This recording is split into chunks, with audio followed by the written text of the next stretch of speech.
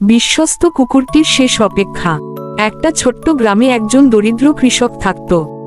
তার সবচেয়ে প্রিয় সঙ্গী ছিল একটা কুকুর, নাম ছিল কালা।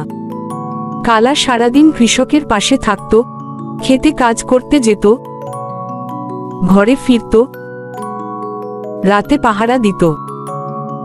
কৃষক তাকে নিজের সন্তানের মতো ভালোবাসত। একদিন কৃষক হঠাৎ গুরুতর অসুস্থ হয়ে শহরের হাসপাতালে নিয়ে যাওয়া হলো। যাওয়ার সময় দরজার সামনে কালা দাঁড়িয়েছিল। কৃষক শেষবারের মতো তার মাথায় হাত বুলিয়ে বলেছিল, আমি ফিরব কালা, তুমি আমার জন্য অপেক্ষা করো। কালা গ্রাম ছেড়ে কোথাও যায়নি। প্রতিদিন ভোরে সে বসে থাকত রাস্তার ধারে, কৃষকের ফেরার অপেক্ষায়। দিন যায়, মাস যায়, বছরও কেটে যায়, কিন্তু কৃষক আর ফেরেনি। মানুষ বলতো কৃষক মারা গিয়েছে, কিন্তু কালা বিশ্বাস করতে পারত না। শেষমেশ এক শীতের ভোরে কুকুরটা আগের মতোই বসেছিল রাস্তার ধারে। হঠাৎ হাওয়ার ঝাপটায় যেন কৃষকের গন্ধ পেল সে।